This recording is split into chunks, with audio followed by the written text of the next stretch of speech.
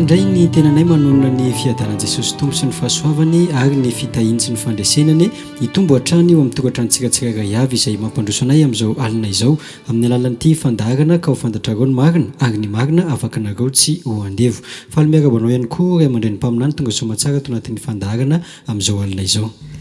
Miarabanao ihany koa lehilahin'Andriamanitra Jaona dia miarabany David technicien dia vehivavy Mahery Debora. Miarabany olona rehetra ny tokantrano any ny fiadanan'i Jesosy Kristy tompo any eo amin'ny tokantranontsika. Jehovah Andriamanitra ny Israely any nisoanao mihoatra ny andohanao. Amen. Amen. Ya.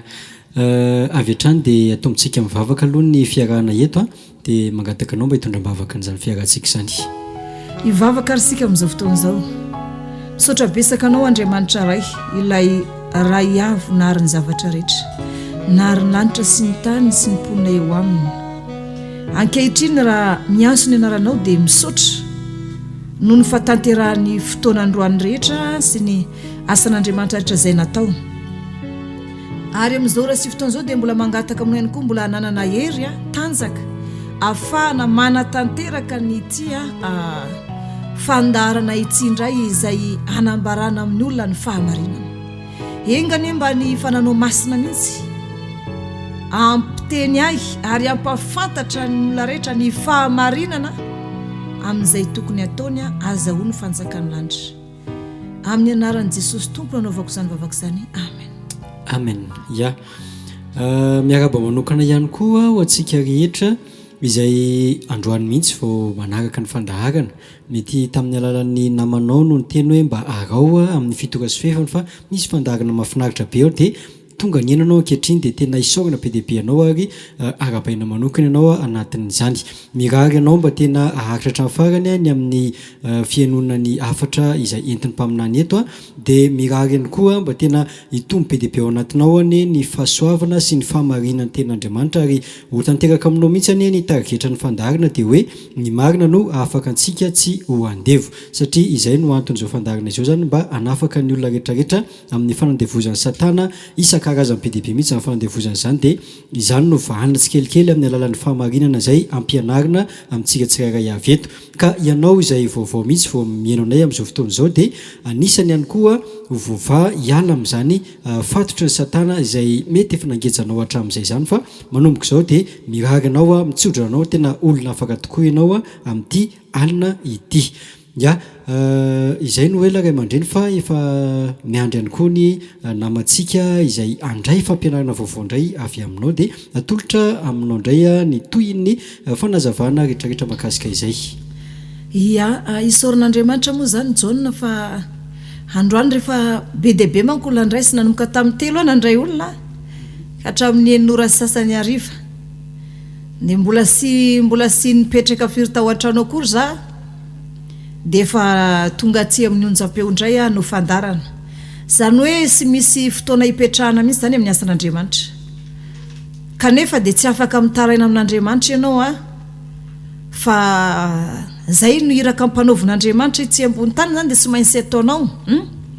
Sy maintsy ataonao zany satria na dia ora isotroanao rano ary zany dia tena tsy misy mihitsy zany ny za amin'izao. Tena hoe na ny ora isotroana rano azy tsy manana fotoana mihitsy zany na fotoana isotroana rano ary zany dia tsy misy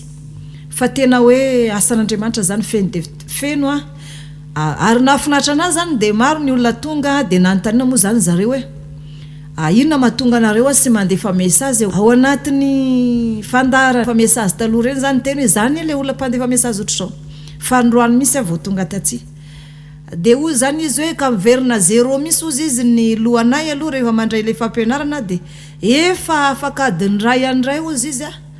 zay vao miverina dia ny alina iny raha ozy izy tena tsy matoro alina loatra ilay fampianarana nefa ozy izy tsy nay ilay izy satria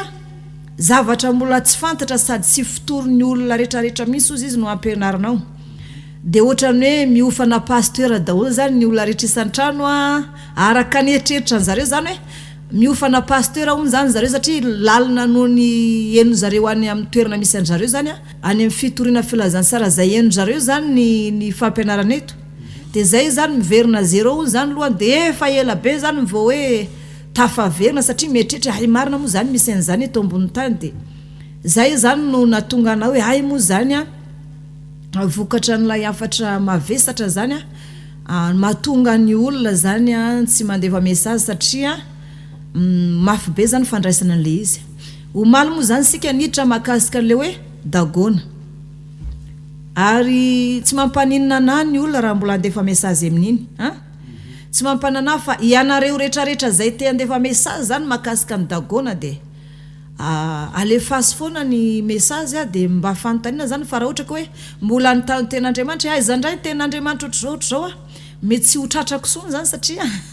somary reradreraka ihany zany zay John reradreraka zany zay io de enao moa zany rehefa reraka de sy de matadidy firy-tsony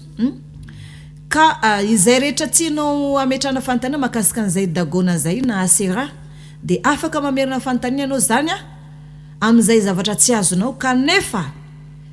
ny amin'ny tokosenjiny izay tratrako ihany no valiko fa zay sy tratra moa zany de izay efa haiko tsy anjery zany no afaka valiko fa izay adino moa zany sy mainsy misy foana moa ny ten'Andriamanitra hainao sy anjery misy ny adino indraindray rehefa reraka ianao kanefa ny fanahy masina afaka mampitadidy anany zavatra rehetra ka raha misy olona zany tamin'ny maly iny tsy azon'le izy de afaka manontany ianao. Androany ray zany John nanontany an'Andriamanitra mi zany za androany hoe za ve Andriamanitra tena nansonao fantatro hoe Andriamanitra naniraka anavy tany an-danitra fa nisy fiahiahina tato anatin'ny foko zany tsy afeniko zany ana moa zany zavatra mahazo anahy de ambarako amin'ny olona foana satria mety misy olona ihany koa zany mitovy zay zavatra eritreretina amiko zay any ambadika any mametra-panontaniana amin'ny tenany hoe tena ny ansona marina ve Andriamanitra de nanositra anasa manahoana fantatro hoe niavaka tamin'ny olona rehetra ny fomba fiantson'Andriamanitra anahy satria iza moa ny olona hoe maniry ho faty nefa ny anahy de intelo no tafiditra tanaty fahafatesan'izay zay moa zany de fa paritaka tany amin'ny YouTube any amin'ny internet izay fahafatesan'izay fantan'izao tontolo zao zany nivoaka gazety tsy fahita lavitra zany tamin'ny androny niavaka manokana nefa zany tamin'ny maly rehefa tena nandeha ny fampianarana iny tena lalina ne John lelan'Andriamanitra ny fampianaranao maly iny fa tena sy nahazo aina zavy teo raha sy nandeha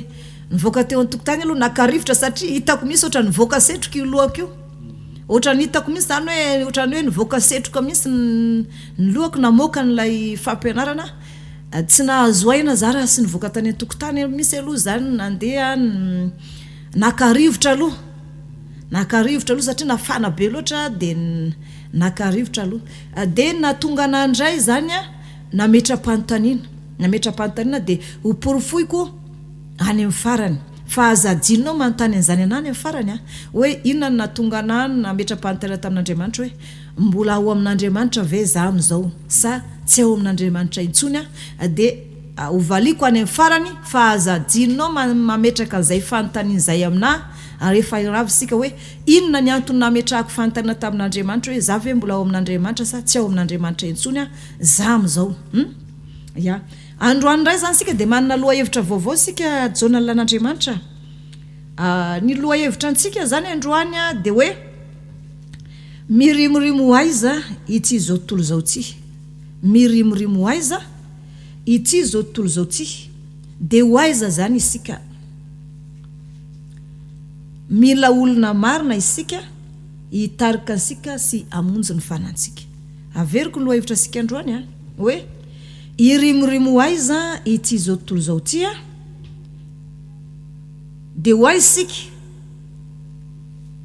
raha tiansika zany hiditra ny lanitra de mila olo marina isika hitarika ansika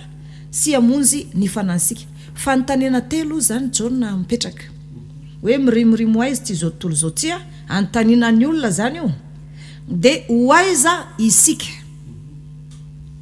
isika malagasy zany na zanak'Andriamanitra ianao zany na mbola jetilisa ho aiza isika de vaolona zany hoe mila olo marina zany isika hitarika ansika sy amonjy ny fanansika mila olona marina zany isika aiza ny ahitansika an'izay olo marina zay afaka mamaly an'izay daholo zany ny olona de azavaiko zany ny antony itenenako an'izay zavatra hoe mila olo marina isika hitarika ansika ho any an-danitra ny tenin'Andriamanitra zany namalisika azy John dia ao amin'ny Genesis 2:12 manomboka amin'ny 9 ny voalohany. Genesis 2:12 manomboka amin'ny 9 voalohany. Afaka mandray ihany koa ny olona any an-tokantrano any afaka mandray fampianarana amin'izao fotoana izao. Genesis 2:12 manomboka amin'ny 9 voalohany. Ya, vakina teny amin'ny anaran'i Jesosy. Ny soramandro ambony dia milaza hoe ny niantson'Andriamanitra ny Abrahama sy ny vainiana ny tany Kanana sy Egypta. Andiny voalohany, ary hoy Jehova tamin'ny Abrahama, mandehana miala amin'ny taninao sy ny havanao ary ny tranony irainao ankany amin'ny tany izay asehoko anao, dia ahatonganao firenena lehibe aho sady hitay anao sy ahalehibe ny anaranao. Ary ho fitaina tokoa ianao ary hitay izay manisy soa anao aho fa hanozina izay manozina anao, ary aminao no hitaina ny firenena rehetra ambonin'ny tany. Andiny faefatra, dia Abrahama araka izay efa nolazain'i Jehova taminy, ary Lota koa mba niaraka taminy. Ary efa 570 taona Abrahama raha niala tao Harana izy. Ary Abrahama nitondra ny Sarai vadiny sy Lota zanatra lainy mba amin'ny fananan'izy rehetra izay efa nohariny sy ny olona izay efa azony tao Harana, dia niainga izy ireo ankany amin'ny tany Kanana, ka tonga tany amin'ny tany Kanana izy. Ary Abrahama dia nitety ny tany hatrany Sekema, dia tao ankazo terabitany More. Ary ny Kananita no tompon'ny tany ka tany Kanana fa izay. Ary Jehova niseho tamin'ny Abrahama ka nanao hoe, ny taranakao no omeko ity tany ity. Dia nanorina altara teo izy ho an'i Jehova izay niseho taminy. Ary nifindra niala teo izy ankany amin'ny tendrombohitra atsinanan'ny Betela, ka nanorina ny lainy teo anelanelan'ny Betela tao tandrifiny sy Ai tao atsinanany. Dia nanorina altara teo koa ho an'i Jehova izy ka niantso anaran'i Jehova. Ary nifindra Abrahama ka nandroso ny andalana ho any amin'ny tany atsimo. Ary nisy mosary teo amin'ny tany, ary Abrahama dia nidina nakany Egypta ivahiny any, fa mafy ny mosary teo amin'ny tany. Ary rehefa nadiva ho tonga tany Egypta izy, dia hoy izy tamin'ny Sarai vadiny, indro, fantatro fa vehivavy tsara tarehy ianao, ka raha hitany Egyptianina dia ataony hoe vadiny io. Hatreo Jaona misaotra betsaka anao hita zany fa iza no nianson'ny Abrahama avy tany amin'ny tranondrainy? Jehova Andriamanitra zany no nianso any Abrahama avy tany amin'ny tranondrainy. Marina aloha zany Jaona fa za zany misy zavatra tena hoe mampiasa ny saiko mafy makasika ny zavatra ara-panao hoe ahoana no atafavoakana fiangonana iray, firenena iray, tokantrano iray, ankonana iray, zany hoe miainga amin'ny olona anankiray io dia miainga amin'ny ankonana, fianakaviana, tokantrano fiangonana, firenena. Ahoana zany ny atafavoakana zany? Zay zany tena hoe mampiasa saina, satria raha nijery zao sika teo ny tantaran'i Abrahama sy ny ansoan'Andriamanitra azy avelantsika aloha zany iny, fa ambarako ansika hoe inona moa zany natonga an'Andriamanitra nianso any Abrahama. Andriamanitra dia niteny hoe mialainao amin'ny tany niavanao amin'ny taninao sy niavanao, amin'ny trano rainao, fa hanoanao firenena lehibe avelako eo aloha iny fa hiditra aloha zany za hoe inona no natonga an'Andriamanitra nanao an'izany, ary mbola misy fanantenana ve ity zao tontolo zao ty? Voalohany aloha zany anambarako an'izay zany hijoana lan'Andriamanitra dia zao, tamin'ny famoronana voalohany, Andriamanitra zany dia nanana sa antsoina hoe sa Edena. Ary raha nanana an'izay sa zay Andriamanitra no ariny dia namorona olombelona izy, dia Adama sy Eva. Kanefa ny zavatra nitranga, Andriamanitra dia namorona ny sa Edena sy i Adama sy Eva kanto indrindra tsara, tena hoe tsara, nafapo an'Andriamanitra. Ary isaky ny hariva mangasika iny dia tonga Andriamanitra mamangy ny Adama sy Eva. Tsy misy jiro tamin'izany fotoana zany tao amin'ny Adama sy Eva, fa ny tenany no namoaka hazavana ohatran'ireny lampy ireny nivoaka avy tamin'ny tenany zany, satria nisy fahazavana misy nameno ny vatan'izy ireo. tao anatin'izay tao saedina dia nafinahitra ny biby tao sotra be izy mivady ny adana kanefa dia sy nahafaly ny fahavalo zany fa indro fa lavo Eva ary lavo nanaraka ny Eva ihany koa i Adama avy tamin'ny Eva indray zany no nijirana fahalavona dia nandavo any i Adama zany lavo zany Adama sy Eva teo disy fanantenana Andriamanitra ny fadisompanantenana lazaiko eto sy hoe koa hoe fanantenana amin'ny zavatra rehetra fa disy fanantenana tamin'olona anankiroa zany hoe olona faran'izay tsiny sady fiandohan'ny asany nanamboatra olombelona ary mafy nanaovan'Andriamanitra satria Andriamanitra dia namorona zavatra rehetra dia nilaza manao hoe misy ny tany dia nisy zany misy an'izao dia misy zany aoka ny tany amoaka an'izao dia nisy zany fa ny olombelona kosa sy maintsy namolavola vovoka izy sy maintsy namolavola vovoka mihitsy Andriamanitra noarina ny olombelona iny zany asa faran'izay nanahirana azy indrindra ihany koa fa ny vehivavy ny lehilahy zany mba sosotra ihany nanaovana azy fa ny vehivavy tena mafy nefa ny zavatra tena mafy nataon'Andriamanitra tena nanahirana azy indrindra no lavo zany hoe nanjikajidin'Andriamanitra dia jereo sara moa fa ny vehivavy dia tsy vita raha sy nisy lehilahy nandidiana azy dia hitansika sara nanamboarana ny Eva ne nididiny Adama dia izay vao narana ilay taona-tezana dia iny nanamboarana ny Eva ka ny vehivavy zany sarotra nanamboarana indrindra satria nila fandidiana vao navita vehivavy anankiray zany kanefa zany ny fahasarotany manamboatra vehivavy ihany koa zany dia fanamboarana ny trano zaza sy ny varavaran'ny kibon'ny vehivavy fananana zany nefa i Satana dia izay zavatra indrindra nataon'Andriamanitra ny tsiny potehany amin'ny fijangajangana ilay vehivavy ary potehany amin'ny fanalan'ny zaza mba simba ny trano zanany matetika ny olona zany dia avy amin'izay mahatonga azy tsy miteraka teo anefa zany dia lavo zany Adama sy Eva dia teo zany dia tady vaolana ihany zany tamin'izany fotoana zany hoe sy maintsy raha sy misy raha lasaka sy misy famelan-keloka dia sy maintsy nisy ondro ihany ny vonoana ary izay fitafin'ny biby zay ny vonona zay nanaovana fitafin'ny zareo nandeha indray anefa n'izany nisy lehilahy indray tao amin'ny i Adama sy Eva aloha zany voaroka niala tao amin'ny tany saedena dia rehefa nahalala ny Eva i Adama vadiny dia niteraka izy niteraka ny Kaina ary aoriana ny Kaina dia Abela samy nanompo an'Andriamanitra nefa rehefa nahita fitsy teo anatrihan'Andriamanitra indray zany i Abela dia inona nanjo azy ny vonoany Kaina indray zany izy ny vonoany Kaina indray raha mijery ny tantara zany anao manomboka any amin'ny Adama sy Eva dia malahelo ianao dia ny vonoany Kaina indray zany Abela nefa iny mba nahita fitsy tamin'Andriamanitra teo izay ene mahatonga ny hoe i Kaina zanak'ilay ratsy i Abela zany nahita fitsy dia ny vonoany Kaina dia nandeha indray nefa n'izany dia niteraka any Seta indray teo zany nanomboka iverina amin'Andriamanitra indray zany tamin'ny Seta teraka an'izay indray nefa diny io indray fa nanomboka tamin'ny Seta dia reo olona be dia be tamin'ny andro Noa ary rehefa mba nandeha tamin'ny fahamarinana zany le olona tamin'izany fotoana zany dia tonga indray zany ny devoly anjelim-pihodina avy tany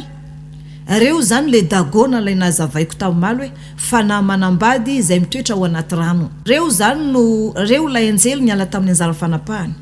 dia reo zany no tonga tamin'ny andro Noa dia nanambady zanak'olombelona vakio moa ao amin'ny Genesis toko fahenina amin'ny anjiny fafito amby folo fotsiny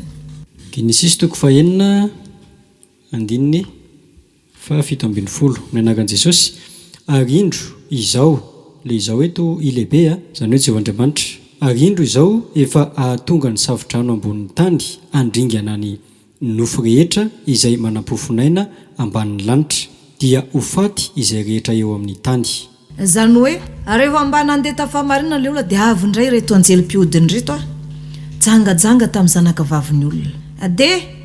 tao anatin'izay ireo nefilima maro izy ireo zany anjely nanao iraka tatsy ambonin'ny tany ireo dia sy nazaka ny fahasarantareny zanak'olombelona dia nijangajangany dia niteraka dia efa nazavaiko teto zany rehefa niteraka izy dia tezitra Andriamanitra dia ino avalo mianaka ihany no voavonjy tao anatin'izany fa ny olombelona rehetra naninona ringana daholy ringana daholy zany ny olona rehetrarehetra tamin'izany fotoana izany aringana daholo zany ny olona rehetra tamin'izany fotoana zany kanefa n'izany a dia ireto vadiny zareo vadiny sy le zanak'ilay anjely tamin'izany a reo no nentiny tamin'ilay planeta Jupitera Mercure misy Marsa dia diniko anaran'le planeta anankiray planeta isan-karazany zany dia ny zavatra nitranga tamin'izany fotoana zany dia nentiny ny tany zany nitsoaka tany a ireo vady aman-janany dia rehefa tonga tany efa tsy mitovy zany ny fiainan'olombelona isika zany rivotra iainansika eto tena rivotra iainansika olombelona fa any amin'ny planeta zany hafa misy dia tonga tany reo dia lasa nivadika extraterrestre dia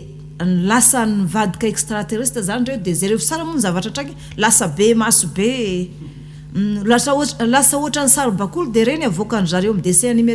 reny zany ny sariny zareo any amin'ny planeta hafa ankoatran'ity zany dia lasa nivadika ohatran'le dessin animé reny amin'ny dessin animé reny zanaka devoly reny zany mahatonga ny hoe sy tokony ampijerevana andreny ny ankizy na avidianana cartable misy andreny dia tonga ndray zany tamin'ny andro Noa efa ringana ndray aloha zany zanak'olombelona rehetrarehetra ankoatra Noa valo mianaka i Noa nefa njia niteraka ani Sema sy Ama ary Jafeta i Ama nefa norainy Kanana nisy fotoana ndray zany Noa rehefa vita ny safodrano dia namboly voaloboka dia ny tany moa tamin'izany ohatrany hoe navozin'Andriamanitra misy dia rehefa namboly izy na avokatra be misy zany ny tany satria ny tany ohatrany hoe nijiovin'Andriamanitra misy zany tamin'ilay rano be tamin'izany fotoana zany dia rehefa namboly izy zany dia navokatra dia ninana voaloboka izy ka talomako zany jonal'Andriamanitra ny fanaovana jus voaloboka iny voaloboka masaka be totona am'loana zany dia rehefa totona dia fiazana amin'izay zany dia iny ranon'iny zany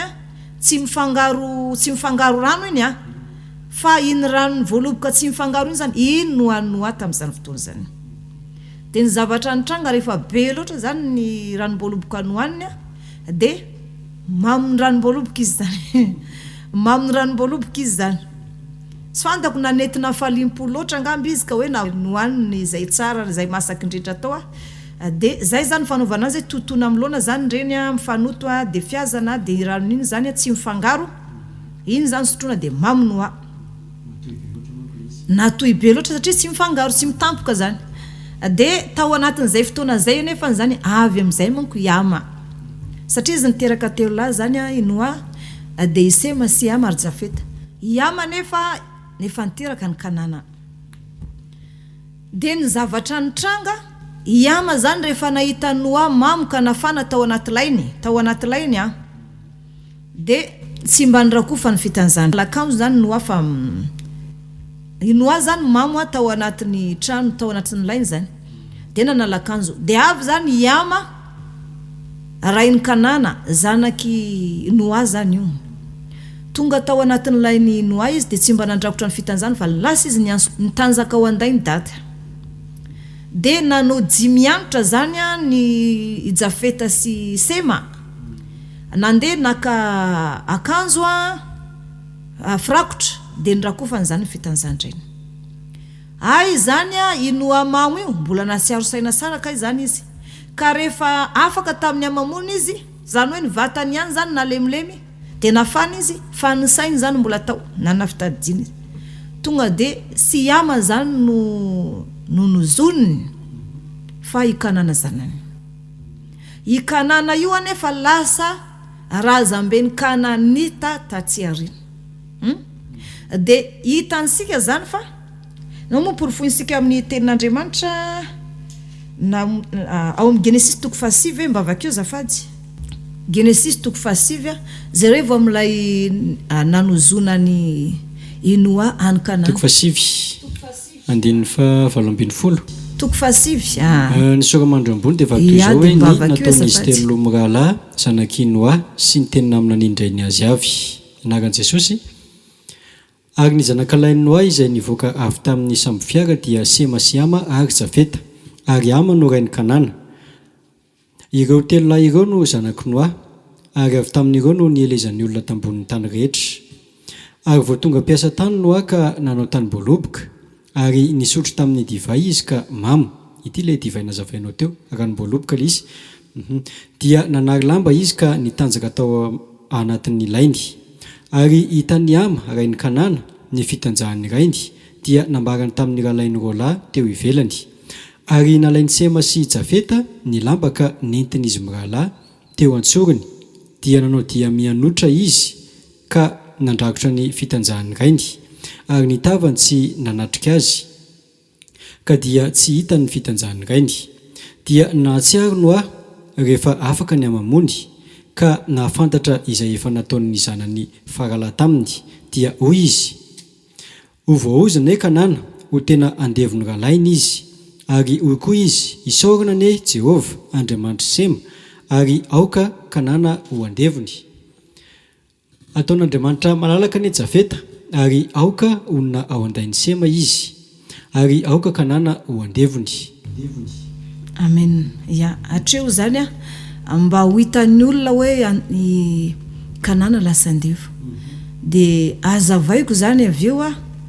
hoe manahoana zany hoe ozona nataon'ny ray aman-dreny zany, zany hoe iama zany nanala baraka ny fitanjany dia iza no nozoniny? I Kanana zanak-iama no nozoniny. Zany hoe zafikeliny. Zafikeliny zany io. Ary ny zavatra nitranga nefa zany dia zao hoe i Kanana io lasa razamben'ny Kananita. Avy tamin'ny Kanana zany nisy Kananita zany. Dia jerevo tsara moa ny zavatra nahazo ny taranaka Kanana taty aoriana, porofonsika amin'ny Baiboly mihitsy fa ny olona misy ozona dia tsy mahazo valim-bavaka. Ao amin'ny Matio 5:10 jerevanao dia anjiny 1:20. Manazava zay fa saroko ny tenin'Andriamanitra fa hoe manao senjery fotsiny zany hoe fitadidiana. Jereva aloha amin'ny Matio 5:10 anjiny 1:20. Inona ny soramandreo? Sao de diso. Matio 5:10. 1:20. Kinany teny amin'ny Jesosy ny nasitranan'i Jesosy ny zanakavavin'ilay vehivavy Kananita. Ty ilay Kananita lazainao teo. Dia niala teo Jesosy ka nankany amin'ny faritany Tiro sy Sidona. Ary indro nisy vehivavy Kananita anankiray nivoaka avy tamin'izany tany izany ka niantso nanao hoe, mamondrafo amiko tompoko zanak Davido, ny zanako vavy ampahorian'ny demony loatra, fa izy tsy namaly teny azy. Dia nanatona ny mpianany ka nangataka taminy nanao hoe, hoay izy fa miantso mafy atao itsika. Ary izy namaly ka nanao hoe, Jesosy ilay izy eto, izy lehibe ilay izy. Ary izy namaly ka nanao hoe, tsy nirainao afa-tsy ho amin'ny ondrovery amin'ny taranak'Israely. Fa nanatona ihany ka vehivavy dia niakohoka teo anatrehany ka nanao hoe, tompoko, vonjeo aho. Fa Jesosy namaly ka nanao hoe, tsy mety raha maka ny mofonjaza ka manipy azy ho an'ny amboakely. Fa hoy raha vehivavy, marina izany tompoko, fa na dia ny amboakely aza mba mihinana izay sombitsombiny, latsaka avy amin'ny latabatry ny tompony ihany. Dia namaly Jesosy ka nanao taminy hoe, raha vehivavy, lehibe ny finoanao, tonga avy aminao araka izay irinao, dia sitrana ny zanany avy tamin'ny izay ora izay. Amen. Hitanao io, i Kanana ny voaozina. Kanana zany voaozina zany hoe efa ela, efa efatra arivo taona talohan'ny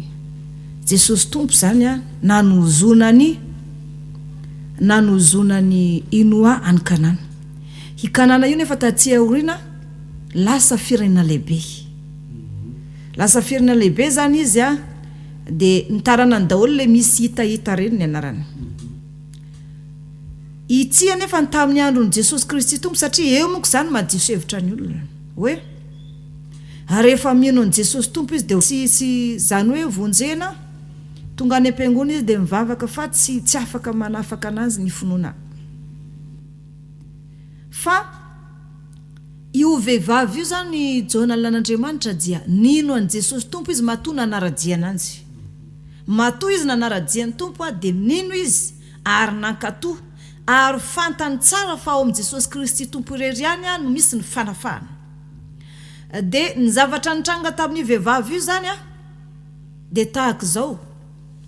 Ary rehefa nenty ny finoana lehibe tao am-pony zany nino ny tompo, zany hoe raha ny tena marina zany vehivavy kristiana ny vehivavy io. Matoa izy zany tsy nitady fanasitrana tany amin'ny fanomposampy de fa nitady ny tompo, de nino ny tompo izy na de hoe zanaka mpanomposampy azy. Nefa nisy oziny. Vao nianso ny tompo izy de ny tompo sy namaly. Hoe Jesosy zanaka Davida mamindrafo amiko, tsy namaly teny azy ny tompo. Faharony ny teny mpianatra, roay io fa mianso mafetserina asika, roay na le vehivavy. Mbola nisisika ihany le vehivavy. Hoe tompo zanaka Davida mamindrafo amiko. De nandeha ihany moa zany ny fotoana de ny teny tompo tsy niray nao raha sy amin'ondro very amin'ny zanak'Israely. Zay zany mila mpahafantarina n'olo zany tsy niray na ny tompo raha sy amin'ondro very amin'ny zanak'Israely ny tena ny tompo ny teneny zany. Ary farany ilay vehivavy mbola nisisika ihany. De hoy ny tompo tsy mety raha maka ny mofonjaza omena ny amboakely, nampitovy ny tompo tamin'ny amboakely la vehivavy. Farany la vehivavy de nenkoka mihitsy teo an-tongotra ny tompo, tena nenkoka hoe tompo zanaka Davida mamindrafo amiko. Fa ny amboakely ene misimosimoka zay lasaka, simpona zay lasaka avy amin'ny latabatra ny tompony. Zany hoe tsy ny vehivavy lazaina de hoe na de amboakely aza ianao ny tompoko, de tokony mba andray izay zavatra lasa-dasaka avy aminao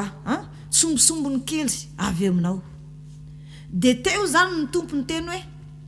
hoe lehibe ny finoany raha vehivavy. De tao anatin'izay sitrana ny zanany satria inona moa ny aretin'ny zanany nampahoriny demoni.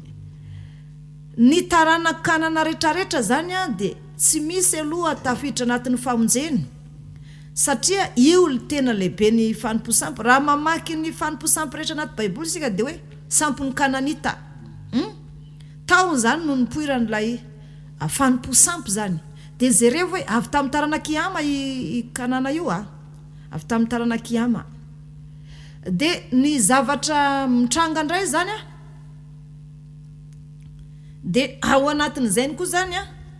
de tsiko zany mampafantatra ny olona aloha zany hoe mety mieritreritra ianao hoe kristianina de mivavaka ianao de mpendraikitra na pasteur ianao de ho afabely ianao de hiditra ny fanjakany lanitra raha misy oziny. Tsia afaka tsara vela si zany. Fa ny olona na manompo azy azaka misy ozina de tsy afaka hiditra ny lanitra. Etsy ambony tany ary tsy afaka koana moa zany hijira ny lanitra. Ka ianao zany masapa hoe inona daholo mety zavatra. Teto aloha zany le vehivavy kananita de resaka zanany vavy nampahoriny demoni satria taranakanana taranak'olom-baozina tsy mahazo fitahina avy amin'Andriamanitra na de mivavaka aza. Vokatra ny fanomposampy izay natao. Ny any kanana moa zany na vaozina anazy vokatry ny nataony ray aman-dreniny. Ka ny ray aman-dreny ihany koa zany rehefa nanao tsinontsinona ny ray aman-dreniny de ianao zanany ihany koa zany no mahita olana satria jereo sara ny iama nanalabaraka ny fitanjahano de jereo moa fa ikanana ny vaozina. Raha ny ray aman-dreninao zany nanaonao foana tany de aty amin'ny zanaka zany le izy no mamaly. De jereo sara fa efa ela, efa efatra arivo fotoana zany na nozona Noa any kanana nefa tamin'ny andron'ny Kristy tompo mbola mibabozina ihany raha vehivavy. Zay zavatra zany mila mpahafantarina ny olona fa io na efatra arivo fotoana aza mbola manjaka foana. Ka zay zany natonga ny fanontaniako hoe mirimorimo aiza moa zany tsy zao tontolo zao tsia. Hoaiza zany isika zao isika zany de mitady olona marina hitarika sy amonjy ny fanasika zany. De rehefa nandeha tamin'ny fahamarina indray zany ny olona tamin'ny andronoa de tratra indray ozina indray kanana. De zerevo indray moa nataony Nimrody avy tao amin'ny taranako Noa, taranaka marina efa novonjen'Andriamanitra tao anatin'ny samby fiara izy valo mianaka. Avy tao anefa nivoan'ny kanana izay lasa razamben'ny kananita. Taty orina indray de jerevo indray moa nataony Nimrody. Izy indray i Nimrody indray zany mbola taranako Noa ihany io nirona tanteraka tamin'ny fanomposampy tanteraka mihitsy de nanorona ny tsilokambon'ny Babela. teo anefa dia efa lalina loatra zany a ny fanomposampy satria Nimroda zany no lasa mpanjaka voalohany teto ambony tany ka ny anarany moa zany nataony hoe masoandro ary ny andro voalohany amin'ny herinandro zany nataony ivavahany aminy ary izy ny antsoina hoe bala Nimroda zany ny antsoina hoe bala dia izay ny fotoana ivavahany aminy zany ivavahana masoandro dia amin'ny andro voalohany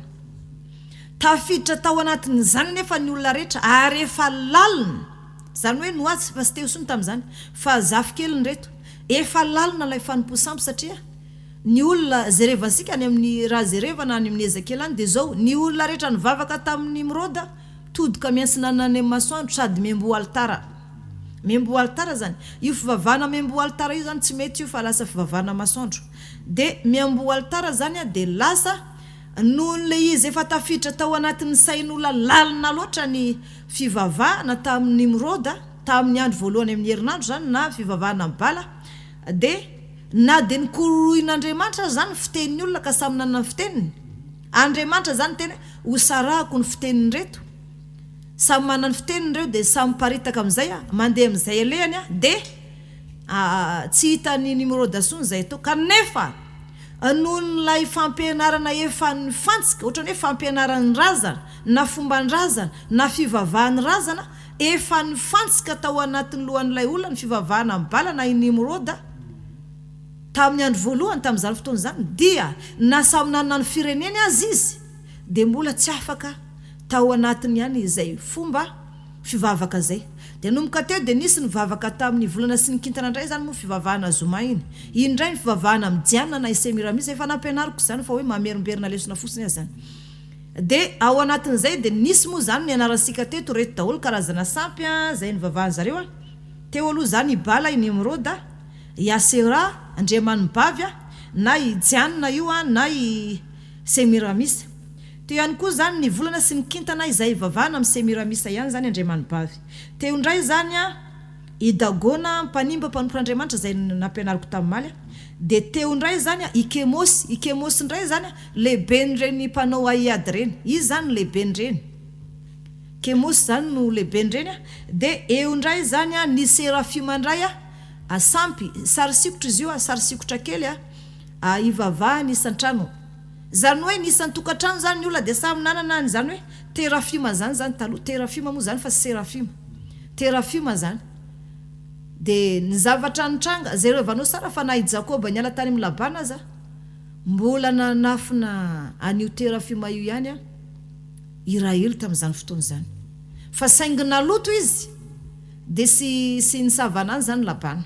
fa nafeniny tao zany io zany sarin'olona kely izy io zany ny ataon'la sarisary sikotra eny indraindray sarina vehivavy kely ao an-trano dia miteny ianao hoe sarimasina na hoe sarimasina mipetapetaka amin'ny rindrina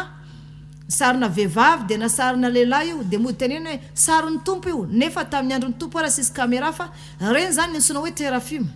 reny zany mila ongotana ao an-trano dia jiny io tsara hoe na izanako no aza zany ny zafikely tatsy dia mbola nanompo sampy zany dia niparitaka tamin'ny fireneny rehetra amin'izay zany nyjaona lan'Andriamanitra ny fanompo sampy zany teo paritaka tamin'ny fireneny rehetra dia rehefa niparitaka tamin'ny fireneny rehetra amin'izay dia tsy nisy olona marina intsony na dia iray aza teto ambony tany tsy nisy olona marina intsony zany teto ambony tany na dia iray azy satria ireo zavatra ireo daholo zany no tompoin'olona tamin'izany fotoana zany isan'ny trano zany manana Terafima zany hoe manan'Andriamanitra kely izy ivavahany andro manalina dia rehefa tonga indray zany fotoana ivavahana mibala lasa n'olo manompo bala manompo Asera manompo an'ny Kemosy reny mpanao fanatanjahantena reny zany mivavaka amin'ny Kemosy satria fanatanjahantena no andaniny fotoanandro manalina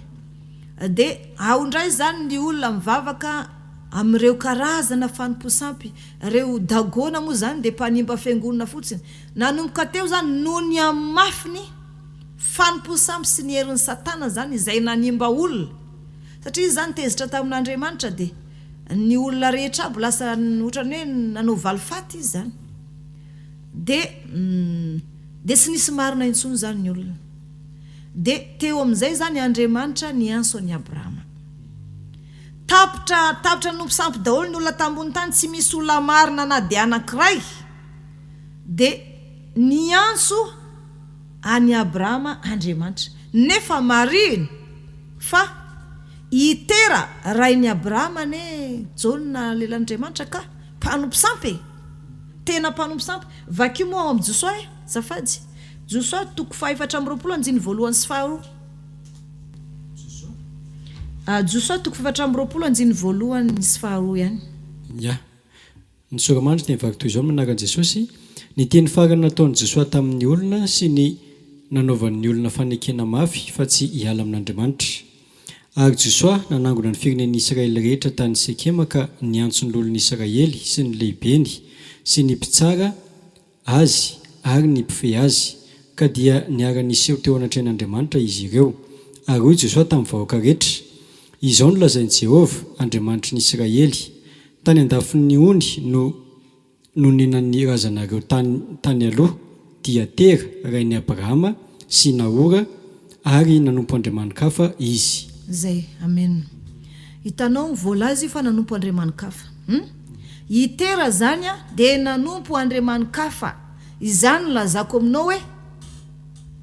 tsy misy olo-marina na dia anankiray aza tambony tany satria na dia nitady an'Andriamanitra sy ny fahamarinana aza ka nanana etaeta hitady ny fahamarinana zany i Abrahama tamin'izany fotoana zany hoe satria Abrahama sy tia fanompo sampy hatramina izy anazy nefa lehibe tao anaty fanompo sampy satria itera rainy ane mpanompo sampy kanefa dia rehefa hitan'Andriamanitra fa tsy misy olo-marina na dia ray teto ambony tany ny anson'ny Abrahama izy izany ane Jaona lan'Andriamanitra mahatonga ny Abrahama no zahan'Andriamanitra toetra nefa Andriamanitra dia niteny mialay ianao amin'ny taninao sy ny havanao sy ny trano rainao andao anaraka amin'izay toerana hitondrako anao fa anao firina lehibe anao firina lehibe finoana zany Jaona finoana zany kanefa alohan'ny anso zany hoe alohan'ny anovan'Andriamanitra ny fiainan'i Abrahama aloha dia nisy anso tao mila valiana ilay anso i Abrahama dia namaly ny anso nataon'Andriamanitra taminy na dia hoe nentin'Andriamanitra ny tetitety ary izy tetitoerana maro ary tamin'izany fotoana zany Andriamanitra dia niteny tamin'ny Abrahama rehefa tonga tany amin'ny tany Kanana izy hoe omeko lova antaranakao ity tany Kanana ity tany Kananita io tany Kananita kanefa tatsy aoriana zany ary rehefa tonga tao amin'ny tany Kanana ny zanak'i Israely dinona neny verina nompo sampondray zany tsy misy zavatra tsy misy olona tafajoro tamin'ny fahamarinana ary raha nantson'Andriamanitra zany Abrahama dia nivaliny ny anso fa Andriamanitra zany tsy manaiky olona anankiray ho tafavoaka tena ho sakay zany raha sy mandalo fizahantwetra zareo sara moa nikapoka mahazo any Abrahama foana fa matetika sy tratrany foana izy fa any amin'ny zafiny any vao mandeha le izy zany hoe 5 taona nampananten'Andriamanitra anazy omeko zanaka ianao ny zahan'Andriamanitra toetra 5 taona aloha i Abrahama afaka 5 taona vao azo ilay zaza tamin'Andriamanitra mafy zany fizahantwetra zany ilay zanaka lahy tokana indray rehefa lehibe dia hoy Andriamanitra mandehana miakatra tenimbohatra vonoy atao fanatitra ho anao io zanako io fa noho ny fitiavany Abrahama an'Andriamanitra dia vitany zany fa saingy Andriamanitra ny nanaka anazy zany hoe alohan'ny Andriamanitra anao fanekena tamin'ny Abrahama maro aloha fizahantwetra ny lalovany Abrahama tao anatin'izay satria natao atra izy nijery zany Andriamanitra raha olombelona zany Andriamanitra kanefa tsy ho tonga olombelona misy izy mandrakizay fa izy tompony lanitry ny lanitra fa raha olombelona ny lazaiko dia tsy natoky izy fa sao dia hivadika Abrahama ary zany natonga ny Abrahama ny zahantoetra mafy tamin'ny zanany efa hitany amin'izay Abrahama fa tena hoe tsy nivadika taminy dia hatramin'izao ireharehan'Andriamanitra zany hoe Andriamanitra i Abrahama zany izy Andriamanitra i Abrahama zareo moa nahazo ny Joba dia lehilahy marina sy nisy tsiny inona nanjo ananzy ny zanany tonga dia ringana indray andro miaraka fananany tsy vitan'izay mbola fenofery ihany koa fizahantwetra ane zany mafy be fa tsy nivadika misy joba sy nivadika tamin'Andriamanitra joba marina hoe maha-olombelona mety hoe misy tsiny ihany anome tsiny ianao indraindray fa tsy nivadika tamin'Andriamanitra mihitsy i joba jereo sara moa jereo sara fa ny olona rehetra zany izay nampiasain'Andriamanitra mafy daholo nanjo azy zareo moa i Jakoba ane lazaiko anao ka efa natory teo ny ondam-bato teo Betele poany Labany firotona zay vo afaka 14 taona fa nivoaka avy teo izy de mivoaka nanambe tsy maintsy mandalo fizan-toetra ka hoy zany za mpino hoe enjakenjana ihany vo atafavoaka ansika ty amin'ny fahamarinana zana toetra mafy misy de zany lazaiko hoe mirimorimo aiza izao tolo zao satria jerevanao sara tamin'ny mariny zao njoro Samsona ny ran'Andriamanitra sy namelany dagona rasilavony Samsona sy nafinatra ny Samsona intsony zany ny fiainana de lasa iny am'izay zany lasa ny natonga anazy nanorony heriny zany matetika ane ny olona ohatrany mafy loatra ny fizan-toetra de ao anatin'izay izy miteny hoe zalahy mba mandeha fahamarinana nefa zao mahazo ana zareo ihany koa Isaoly anisan'ny lehilahy nandeha tamin'ny fahamarinana fa rehefa sy nankatony tenin'Andriamanitra izy nalana tao amin'ny ray ny ositra findra tany amin'ny Davida de zareo moa matina mony tena Isaoly mpanjaka matina mony tena de nalay ny Filistina ny lohany de nifantsihany tary amin'ny tany amin'ny Dagona tary amin'ny tempoly ny Dagona fa ny zavatra nafain'ny Dagona de ny fiaran'ny fanekena satria teo ny jidy folo ianao zany na oaiza ninina zavatra matotra ny olona anankiray fa rehefa mitandrina ny jidy folo io ianao sy maintsy afaka ianao fa potraka teo io Andriamanitra rehetra Andriamanikafa rehetra tompoen'olona io tsy manan-kereo natren'Andriamanitra fa ny olona manompo azy de tavela eo de jereo Davida avindray Goliata mbola zareo Filistina ihany io fa sy nanan-kery teo anatrehan'i Davida satria Davida nanana n'ilay ositra fanamasina ny tsiko tenenina zany nanomboka tany amin'ny Damasieva zany Jona nakatra am'izao de ringana zany ny olona no ny sifosiny fahalalana ringana zany olona izy ary zany no ampianatra an'ireo oloreo ny fahamarinana hitarika ny olona amin'ny fahamarinana iza no anafaka ny olona ao anatin'izay tsy fahalalana zay ao anatin'ny fanomposamby satria hatram'izao ane vo misy mpanompoandriamanitra zareo vidagona ane potika anazy daholo ny pasteur rehetra potika anazy daholo aiza moa mpanompon'Andriamanitra ko manao akanjo fohitanana manao akanjo fohitanana fa hoy ilay mpanompon'Andriamanitra anankiray ny ansona vo vita ny fandarana zaho izy tena resy lahatra fahitanao izy nanangana fiangonana za de tsy nety nitsangana misy ilay fiangonana de satria neniko tamin'ny fahamarinana faranozy izy nivako ny fahamasinana niteneniko tamin'ny mpiangonana afaka manao pataloha ny vehivavy pataloha lava any an-trano fa tia mpiangonana ihany no mamanono zipo hatreo amin'ny lohalika de rehefa manao kavina ataovy kelikely ihany zay zaho izy vo nahazo olona de inona zany ataoko raha hitoro fahamarinana de lasa daholo reo oloreo de tapahako telefôna aloha de ozy taminy hoe aleo miaso anao manaraka fa mbola reraka be aloha za satria nisy zavatra nitritra tanaty foko hoe ndry pasteur de ohatr'izany zany ny zavatra ataony de hoay zary zany ny malagasy de hoay zao tontolo zao zay zany nijika ny fanontaniako teo hoe mirimorimo aiza zany tsy zao tontolo zao tsy de hoaiza zany sika zao isika zany mila olo marina hitarika ansika ho any an-danitra zay zany tsiko tena ka tsy fantatro na mazava ny fanazavako na sy mazava mino fa mazava le izy mazava tsara sady hitako ny avaka be le fampianarinao tanyity satria somary nisy famitinana le fa lasa teo aloha zany hoe nisy famiarenana kely famitinana de niampy an'izay fampianarinao vaovao zay makasika ny hoe ny atson'Andriamanitra ny Abrahama zay ary mazava tsara le fampianarana Efa misy ihany koa ny hafatra izay nalefa ny namantsika piaino a dia nefa mialohan'izay moa dia misy foana ilay fisentona kely anatina fiainona hira dia miverina ty antsika avy eo miditra anatin'izay tapany faharoa fandaharan'izay.